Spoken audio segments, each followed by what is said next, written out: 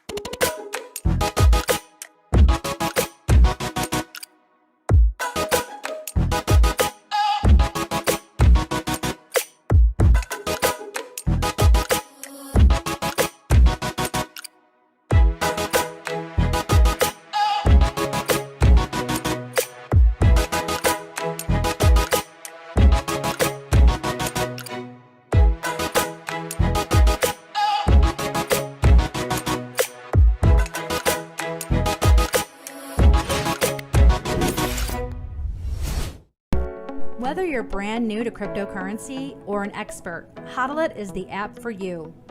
Are you tired of dealing with the exchanges, their unreliability, and high fees? Welcome to the new cryptocurrency standard. Hodl is your one-stop shop for accumulating cryptocurrencies like Bitcoin, Ethereum, and Litecoin. This is the easiest way for you to accumulate crypto and manage it. Download the Hodl app now.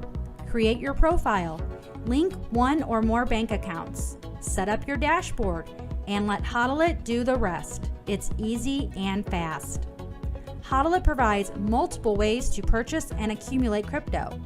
Included are advanced automated buying features along with direct market buys. You have total control of your money and which cryptocurrencies get purchased, with options including Bitcoin, Ethereum, Litecoin, Tether, Ripple, among others. Use the Roundup feature to automatically purchase crypto with your spare change after making everyday purchases. Easily increase your Roundup growth by using the Boost Growth option and boost your Roundups by either 2, 3, or 5 times. The Autopilot feature allows you to purchase crypto based on the amount and frequency you choose. Set it and forget it. Buy and sell in real time. The coins you buy are the coins you get. Hodl holds 100% true blockchain purchases. No downtime. Super secure. Lower fees, and you get 24/7 support. Hodl makes it easy for you to create and manage a diversified cryptocurrency portfolio.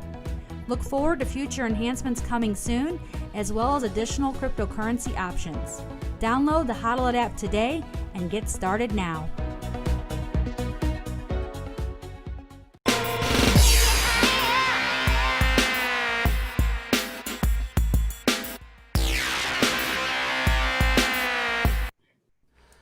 All right, bro, we're live.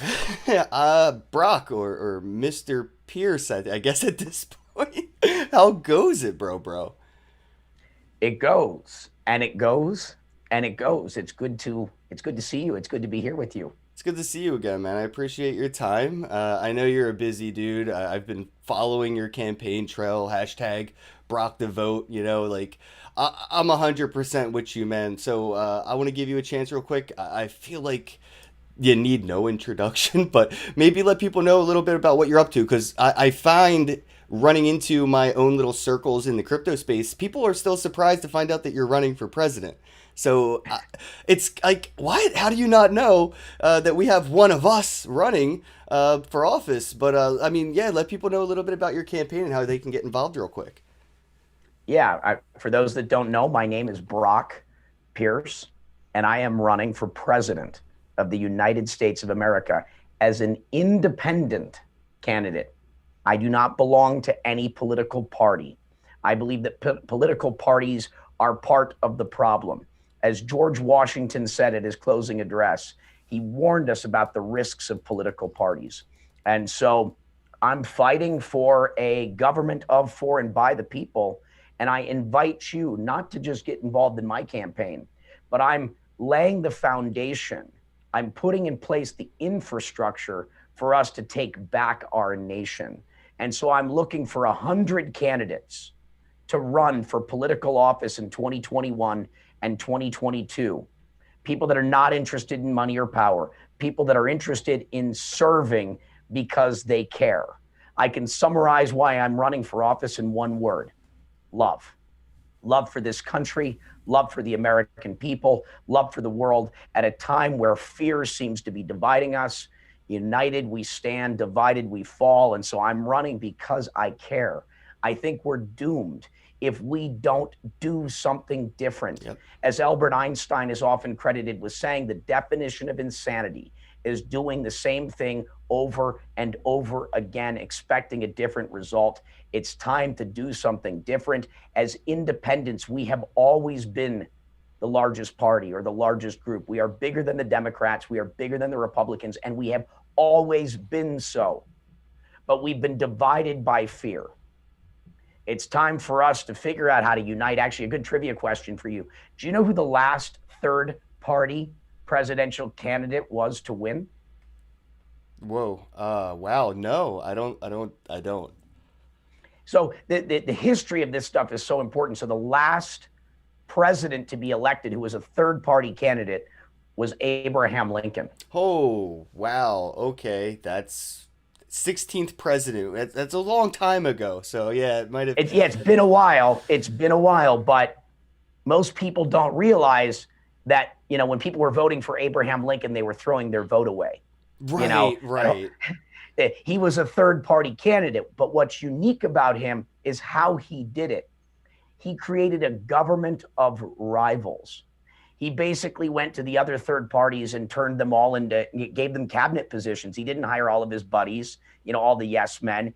He basically created a government of rivals. He united, the independent movements. Alliance, I guess, right? Yeah, he basically built a coalition. And I think that that's probably somewhat similar to what we're going to have to do to take our nation back. I see that. In the same way that, think about the creation of our country. Those 13 colonies did not really get along. They had very different views. But what brought them together, what united them, was a common objective, a common goal: to free themselves of their oppressor. Is there like a recipe that you're taking from what like Abraham Lincoln did to achieve what he achieved as a third party candidate? Or is there anything that you're looking to add to that equation? Yeah, I look at the founding fathers and how they were able to unite 13 colonies against a common, call it, enemy, and how Abraham Lincoln was able to win as a third party candidate by building a coalition, essentially, of rivals to unite the parties. You got to get your Voltron on to get your bolt on, kind of thing. And so morphin time. Vote. But yeah, these are the ideas. So just so everybody knows, this is not for me about the 2020 election. I'm running for president in 2024. I've already started my campaign. This is a 4-year and 4-month plus campaign. And it's not just about me. This is about creating a political rise, a political movement to take our country back. And so I ask you, every one of you, if you're an American, to take a moment to think and say, if you see what I see, if you feel what I feel, and you're not happy and you think it's time for some change, I ask, are you prepared to get involved? Because the only way we're going to fix it is if we get involved. We can't keep ignoring it. We have to go take our government back. And so I'm looking for 100 candidates to support up and down the ticket: city council, local mayor, state senate, Congress, all the way up to the federal level. I'm looking for 100 candidates, independent candidates, that are prepared to run not as part of a political party. So when you feel if you feel what I felt, right? You get the call, you're like, I got to do something. I'm not going to just sit by the sidelines and watch this country burn. I'm going to do something. I'm going to get involved. And so if you have that calling, what happens to people, kind of like that movie Training Day, is you're like, whoa, what am I going to need to do this? Well, yeah, I guess it takes money. I guess it takes a technology platform. It takes ballot access, databases, a platform, an ideology. And when you start to look at all the things that you need to run for office, it's daunting. You're like, how am I going to possibly do that? And then you're like, oh, I guess I need to join a political party. And then the political parties are like, oh, yep, we'll help you. But there's a quid pro quo. Yeah, isn't there always? You're no longer allowed to say what you want. You're no longer able to do what you want. You can't even think what you want. Your job is to do what we tell you. And that's the deal in joining a political party. And so I'm looking to help candidates get elected into office to directly represent the constituents, free from the control of a political party, to act according to their conscience, and doing it because they care. For me, it's just virtue signaling. Operate with integrity, operate honestly, all these transparently. If you're prepared to do those things, we don't have to agree. I want a lot of diversity in our government. We need doctors, teachers, scientists, engineers, business people, artists, athletes, farmers, podcasters, whatever. We need a bunch of people with diverse thinking that are willing to engage in civil discourse. We need that diversity. So, thank God we're all different. Yeah. If we were all the same, life would not be interesting. Our differences are what makes us beautiful. But we have to be able to operate with compassion and patience and be willing to engage each other in conversation. That is how society progresses. Yeah. I've heard you say things like this, and it really triggered a rabbit hole thought process for me. Where, I had a thought, recently where, what if we all just voted for ourselves? What if I vote for me? You vote for you. We all vote for ourselves. Everyone's one vote counts. Why not just vote for ourselves?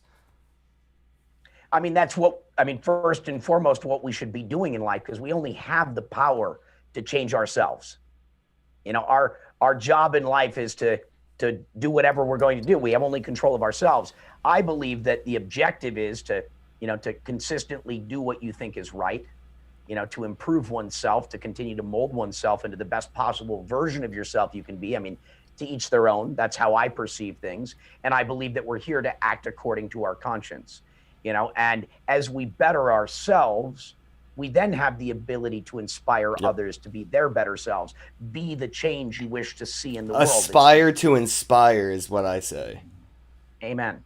I wanted to come into this full circle, self-fulfilling prophecy thing, man, because you have to, you have to see this through my eyes, bro. I've been a fan of yours before I even knew who you were. The Mighty Ducks was my shit. The President's Kid was probably one of the most played movies in my house growing up. And then, a couple years later in my adulthood, I'm hanging out with you on a cruise ship in the middle of Spain. It's so surreal to see the President's Kid running for president. Do you think that had anything to do with some of this? Do you think that was subtle, subliminal, subconscious, kind of self-fulfilling, or do you just think that's a weird glitch in the matrix kind of a thing where this is a pretty big point in your past, and now your future is kind of coming into the same context of presidentialhood?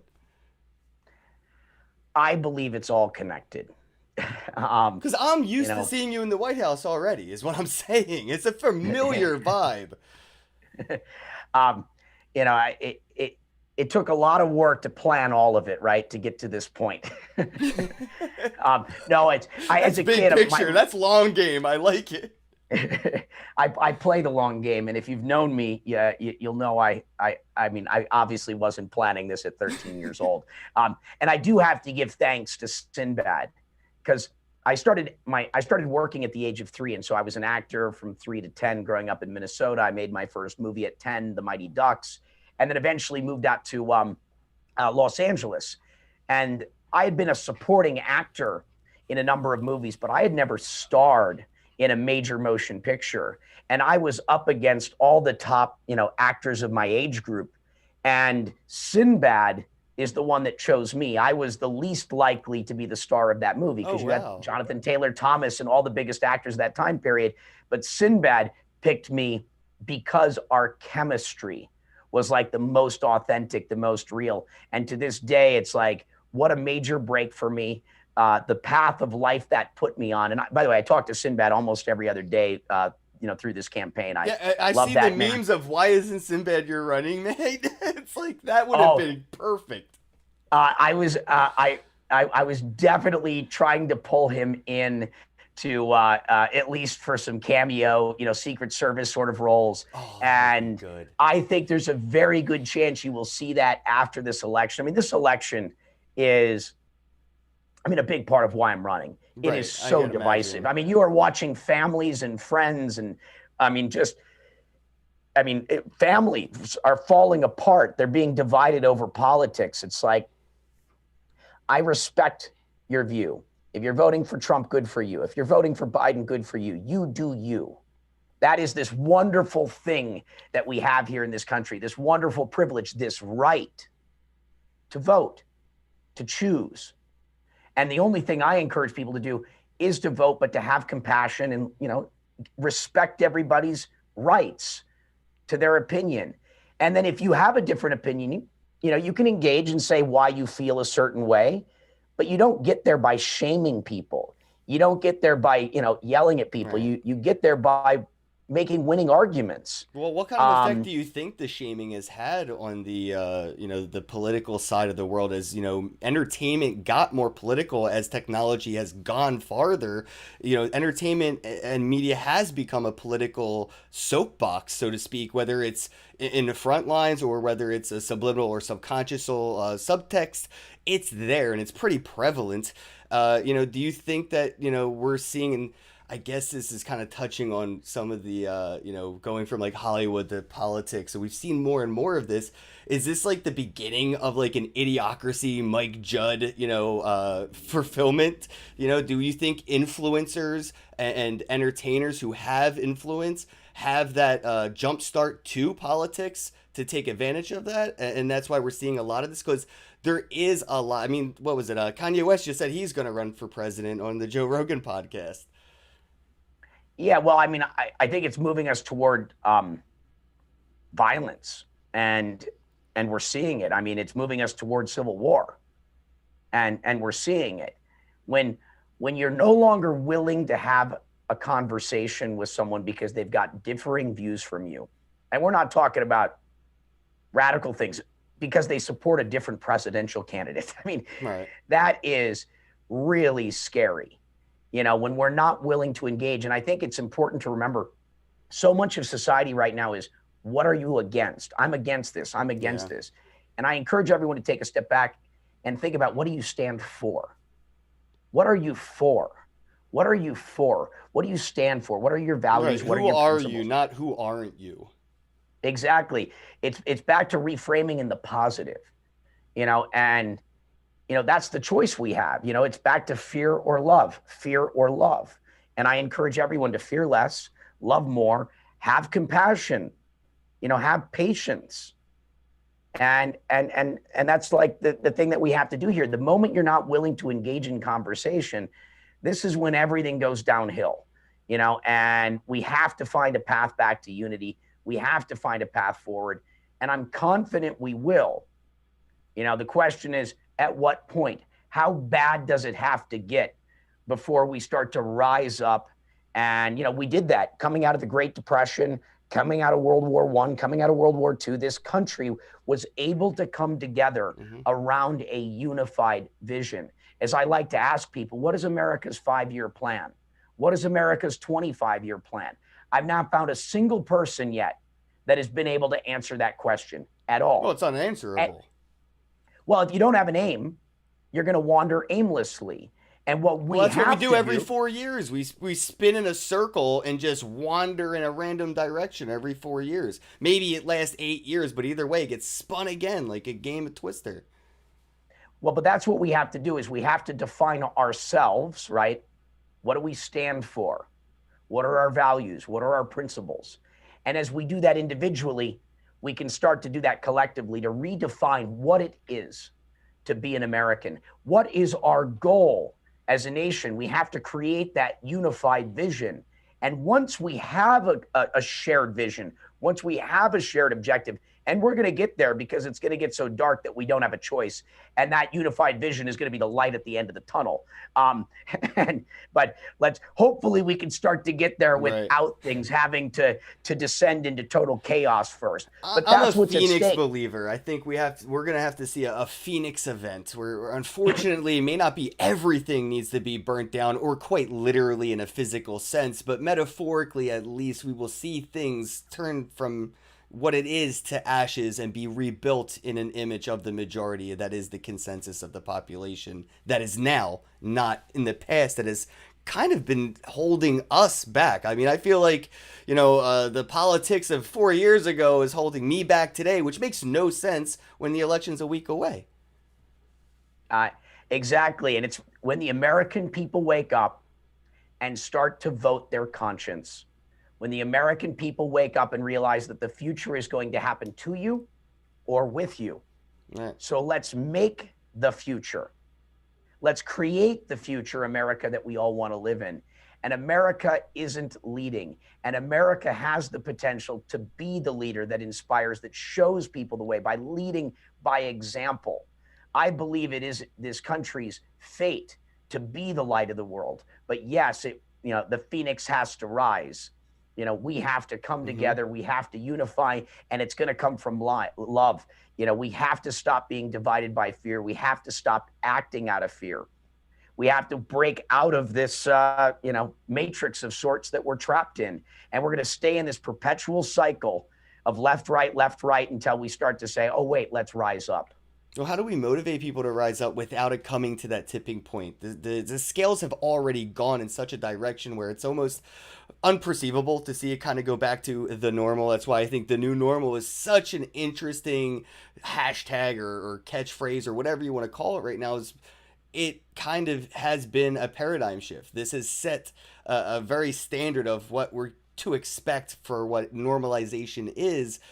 People, without seeing the riots and the looting or people getting shot and all the craziness, with love, how do we inspire people? Because I talk to my own peers and they don't even plan on voting because, even in their 30s, they don't feel like it's worth it, or they have the conspiracy theory mentality of my vote will never even be counted. What's the point? I don't know if it's a victim mentality or what, but how do we motivate people to, get up and do something before it is too late, before we're pushed into a corner and have no choice? Well, it starts by showing up like what we're doing right now and having these conversations. People need to be shown, people need to learn. It's getting this message, getting that word out. What they do is they try to divide us. They try to convince you not to vote. They want you to think that your voice doesn't matter. They want you to think that your vote doesn't count, but it does. They've made the political system of governance so unappealing that we're like, I don't want to be part of that. No, we need to stand up and take our government back by acting according to our conscience. We have to remember how important this right is. And it's not just in the presidential election. Right. 43% of eligible voters are not participating in the presidential. 90 to 92% are not participating in their city council. That is so and I can make an argument that your city council matters even more. It does. In many respects than the presidency. It's time that we understand how blessed we are, how lucky we are to have this right and to exercise it by putting people, look at your relationships, your friends. Would you allow your friends to lie, cheat, and steal from you? No. They wouldn't be your friend very long. But we allow that in politics, Yep. the system that governs over us, and we say, "Oh, it's politics." Well, That's just how they exactly. are. We're desensitized to it. But no, that's not how it should be. Well, Our it used to be if they politicians, our stole from elected us, we would officials hang them have from the to- rafters. They have to be held to the highest bar. But that won't happen until we make it so. But it used to be that way. Politicians used to be held to the highest standard and the highest scrutiny. And somewhere along the lines, that shifted to a point where they're untouchable. You know, they're so big they can't fail, so to speak. I don't know if it was the invention of lobbying or what, but at some point we did decide to give leniency and leeway to politicians. And I don't know how we can get that back, because we did give it up. We had that power. We had the recourse for being taken advantage of once we've given power to somebody and we've given up our recourse. How do we claim that back? It's because we always have had it. We are the majority. We've always had the power to fix it. We just are not acting. We are not stepping up. We're not acting according to our conscience. We're being divided by fear. We're being convinced that our voice and vote doesn't count or matter. And until we realize that we are the majority, we have the power to change everything almost immediately. And we have to understand what is at stake. This one is for all the marbles. It's the 11th hour. What happens in this decade will not only determine the fate of this nation, it will determine the fate of humanity. It is imperative that we rise up. It is imperative that we act up. It is imperative that we do this, which is why I am putting my life on the line. Yep. The sacrifice it takes to run for this office, to step into this ring, you have to be prepared to lose everything. Yeah, man. And I care that you've much. Done that. And You I definitely hope put that- yourself in front of a bus for us. I'll give you that much, man. I hope that my doing this is not for nothing. I'm won't doing this to help lead a revolution. No, man, I see you inspiring others. If not vote for you, at least vote for yourself. Go vote. Yeah. You know, if It's you can't get- pick it's somebody get else, involved. pick you. Be involved. Be involved. I don't tell anyone to buy this cryptocurrency or this or that. I've never done it. I've always been agnostic. I'm also not going to tell you, you have to vote for me. What I want you to do is to vote, to understand how lucky we are to have that right, and to act according to your conscience. I'm here to give you the information so that you can make informed decisions for yourself. I'm happy to show you the inner workings of the system, how it's rigged. I've got so much amazing information that I've collected as a result of doing this. And it's crazy. It's crazy how the system has been rigged. But guess what? You can't rig a game well enough that I can't figure out how to beat it. That's a fact. They don't know who they're who just logged in or put a coin in the machine, bro. I know we didn't get to touch on too much of that, which I don't mind, honestly, because I am infatuated with what they're up to, politically speaking, you know, and I hope more people, if not in the crypto space, and outside of the politics space, like I am not anti idiocracy. Like it's that movie, like where we have the celebrities or the influencers taking back the power from the politicians. You know, it's a different game theory that hasn't been applied yet. And I think this is a good way to break that model that they have used to build the Matrix Foundation on. And then from there, we could find those glitches and loopholes and little like sneaky ways. You know what I mean? Like I know that we need to disrupt this system, and I think, like, you know, the more people with influence that do run, like you said, the more people that do run independently, the more glitches that are in their system that they have installed on us. You know, like we could provide the Game Shark cheat codes to this whole matrix that we're in. We just have to do it together. And I think, you know, the message that you're putting out, the amount of effort that you're putting out. I mean, bro, like a lot of people don't even realize you've donated, like, I don't know, like your goal is like $1 billion. How do you calculate that? But you give away and do a lot, you know, so I do want to dive into a little bit of that before we wrap things up because I know you have a flight and you're busy. But you know, bro, you rich, like you really rich, right? Like, and you give back a lot, which is like not really what rich people are known for. And you don't toot your own horn about it. It's kind of annoying because like you should, but it's whatever. I'm just curious, like, how do you plan on using the allotted wealth that you've kind of come into, you know, from like, you know, working and then investing in and building things in the crypto space? How do you plan on using some of that for your future campaign for the next 4 years? Because like you mentioned, this isn't the end game November. You got a long plan here. You know, are we going to see like Brock Pierce billboards or blimps or I don't know. I'm just curious, like what are you thinking campaign wise? Are you thinking like, and here's my idea, take it if you want it, virtual conferences for rallies, a Zoom rally or Decentraland or whatever, you know, alt space, virtual reality rallies? Or maybe you use some of your gaming connections, have like a Fortnite rally. I don't know. I'm just thinking like outside the box or whatever. But I'm curious, like, what kind of plans do you have to get the attention of the world? Since you have a pretty good advantage as an independent, because a lot of people can't run independent. They have to opt into a party for a lot of the resources, and you can bring a lot of your own to the table. So I ain't worried about you selling out or somebody like, you know, hey, here's a check. Can you just make this legal? I don't have to worry about that with you, which isn't true for a lot of politicians that we know. That's how they run their business. It's through getting paid in checks. So I'm just curious, like, you know, again, coming from somebody who can afford to do it independently, what is like, you know, your, you know, game plan for the next 4 years? Yeah, I can't be bought. I will never, I would rather die. I believe it, bro. I believe it. I will not compromise my integrity in that way ever. And so the next 4 years, I'm trying to find candidates for 21 and 2022. So this is, I'm building out all the infrastructure, the tech stack, you're going to help database. them. You're not just looking for them to run. You're going to help these people? Yeah. Oh, my bro, Yeah. I thought you were just like, hey, guys, go do this, you know, do something. I'm like, oh, you're like, get under my wing. Let's go do this. Yeah. Okay. Yeah, I'm looking to find 100 candidates that I can help in the same way that political parties historically have, but without that quid pro quo. Can you put in like a Bitcoin quid pro quo for us?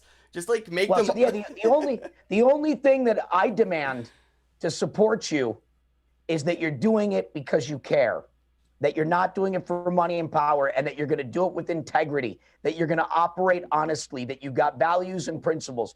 We don't have to agree on policy. I just want to know that you are a good human being, the type of human being that we need in leadership. And if you're that, then I'm down to help you. You know, and you have to be electable and all the other things. But, you know, it's like, I'm here to help 100 candidates. And I expect we're going to win at least 10 elections. Yeah, that's all. I mean, one would be historical. So 10 would be, legendary. Oh, come on. City council is not that hard to win if, you know, we actually start to organize. Well, yeah, especially if there's 90% of the people that don't get up to vote, you're 100% accurate on that. Well, that's how they that's how they've been able to maintain the system. Oh, dude, I looked at a ballot recently. There's like 100 people to vote for. I don't know any of them except 3 people, you know, that are listed. And that's, you know, the mayor and then, you know, the 2 main presidents that are listed on the ballot. That's about it. And then there's 100 people I have to choose from that I have never even heard a word from. I don't know their political party. Like, some of them don't even have a party. They're just names on the ballot. They don't have, like, a little cliff note of, like, you know, oh, we want to keep everyone in jail whoever, like, smoked a joint on, like, the sidewalk of their house or something. Like, that's a kind of important thing to know when you're voting for a mayor or a governor or an elected official locally. And it's not any information people get or even seek. It's weird. People just vote for whatever name sounds like their families, I feel like. And this is what I hope to change. You know, and so we can do this. It's not that hard. It just requires us getting up and doing the work in the same way that we've been leading this this revolution of building parallel financial systems, creating financial inclusion, bringing transparency, accountability, and efficiency to the world. You know, we can do this in governance as well. Mm-hmm. And I don't mean just technically, I mean within the existing system. It can be done. We have the power. We always have. You know, as a gamer, you might be able to see this, man. Like, I was talking to somebody the other day about gamifying the incentive to vote with UBI.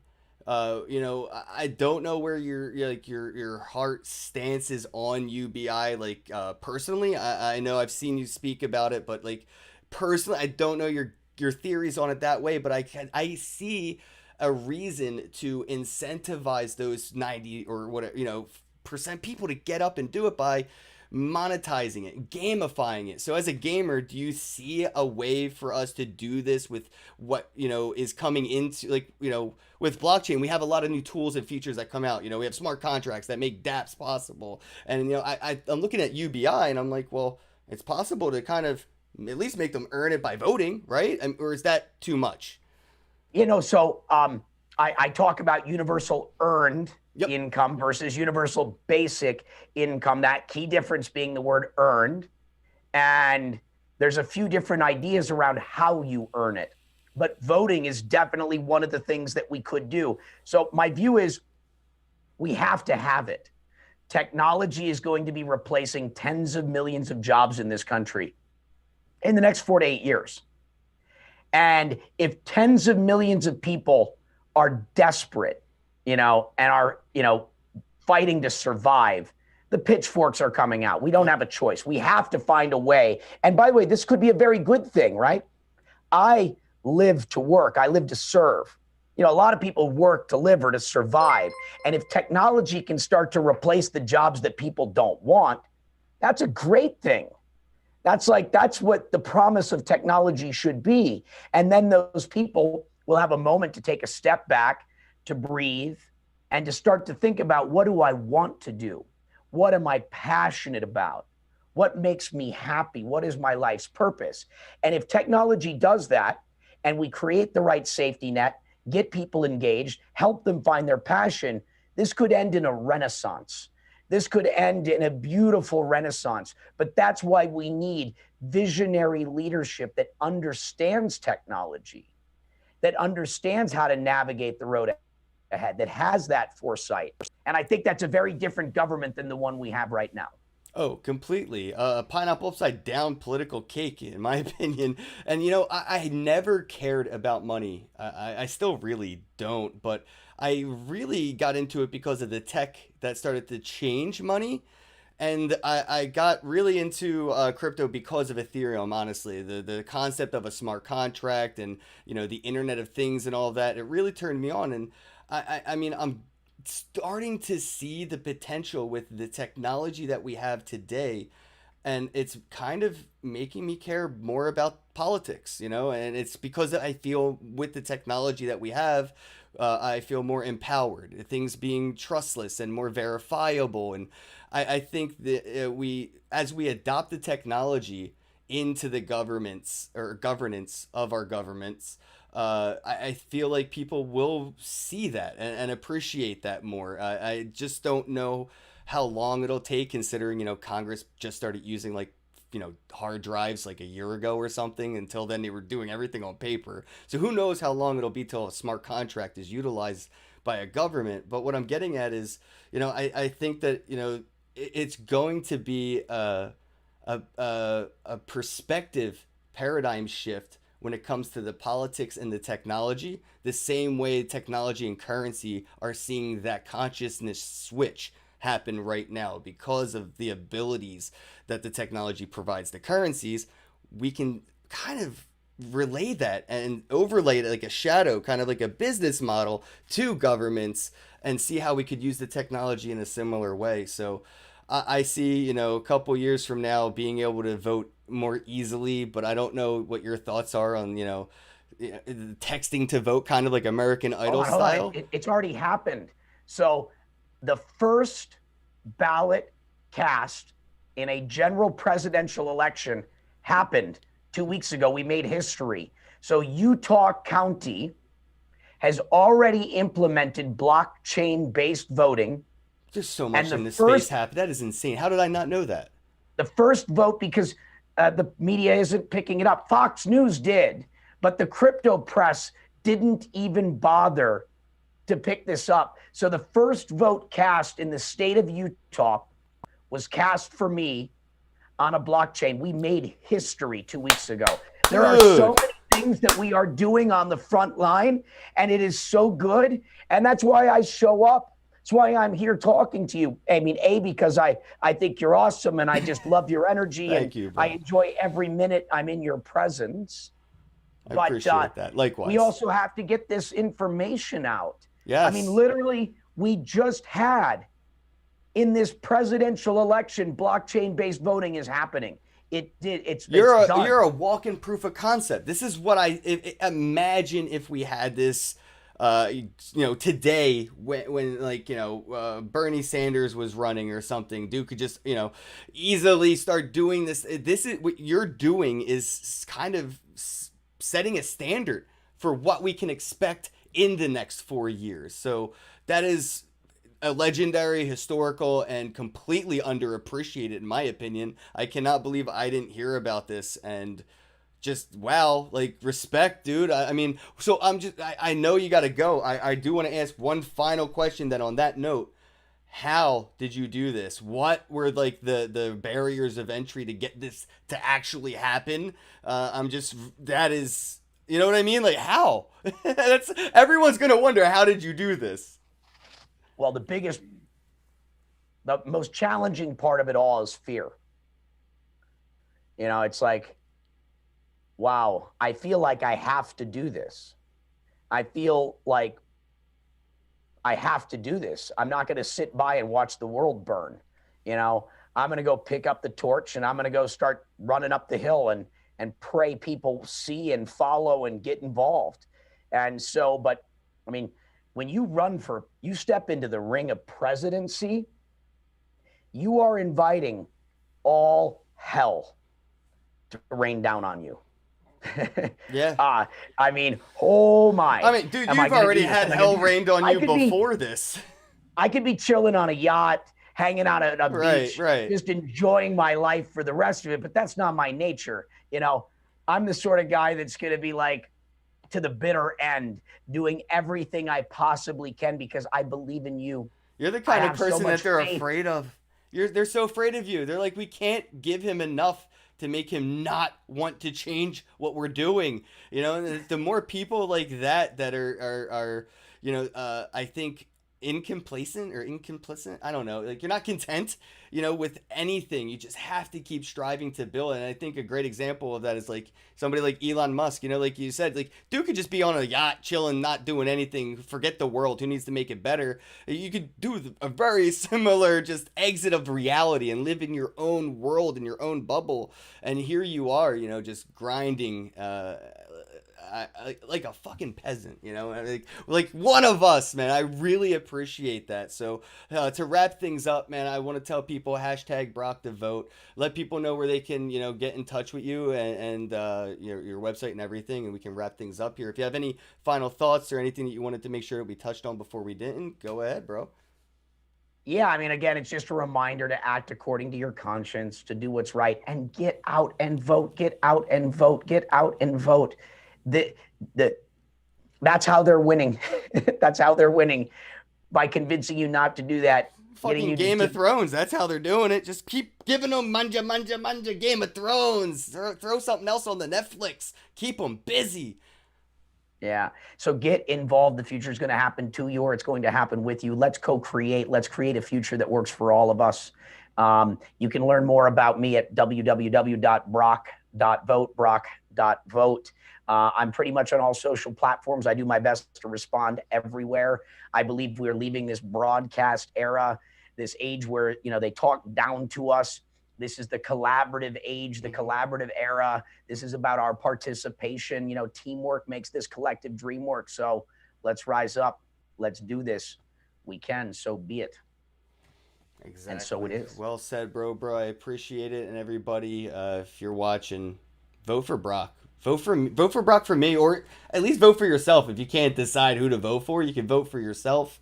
I think that would be an interesting thought process that people haven't really applied yet when they don't know who to vote for. Don't write in a random name or vote for a random person. Write in your own name or something. So check it out. Hashtag Brock the Vote. Brock Pierce, President Pierce. We're going to start conjuring that in and manifesting into reality with mass consciousness. So I'm just going to refer to you for the next couple of days at least as President Pierce until it can't possibly be so. But you're my president, bro. I appreciate you. And as always, have a day. Thank you. Thank you.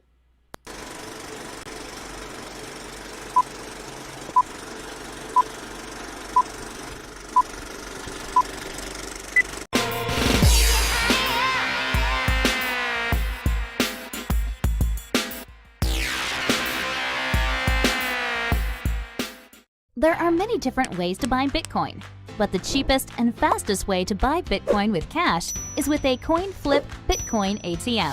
CoinFlip ATMs allow anyone to buy Bitcoin with the lowest fees and within just a few steps.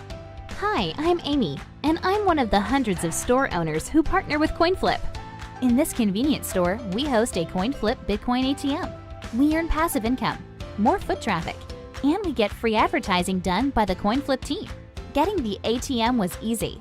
We just contact the CoinFlip team at info@coinflip.tech, and they handle everything with no cost to the store owner. This includes installation, maintenance, marketing, and even 24/7 customer service. We just provide a small space within the store. To get your own CoinFlip Bitcoin ATM and join the monetary revolution, contact CoinFlip today. info@coinflip.tech or fill out the form at request.coinflip.tech. 773-800-0106.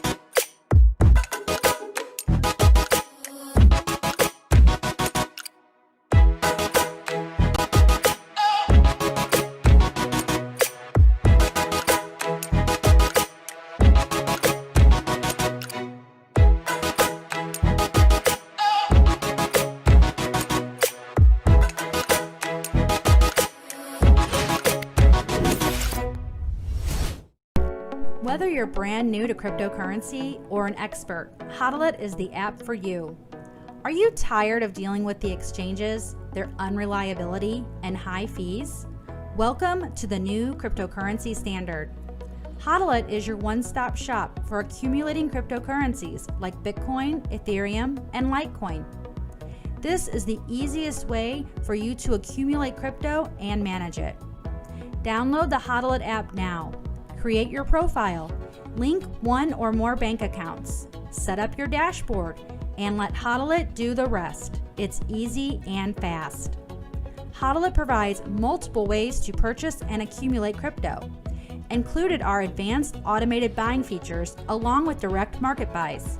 You have total control of your money and which cryptocurrencies get purchased, with options including Bitcoin, Ethereum, Litecoin, Tether, Ripple, among others. Use the Roundup feature to automatically purchase crypto with your spare change after making everyday purchases. Easily increase your Roundup growth by using the Boost Growth option and boost your Roundups by either 2, 3, or 5 times. The autopilot feature allows you to purchase crypto based on the amount and frequency you choose.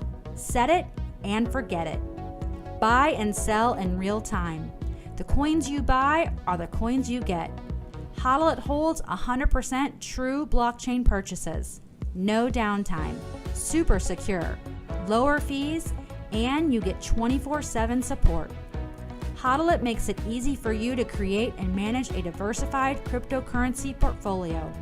Look forward to future enhancements coming soon, as well as additional cryptocurrency options. Download the Hodl app today and get started now.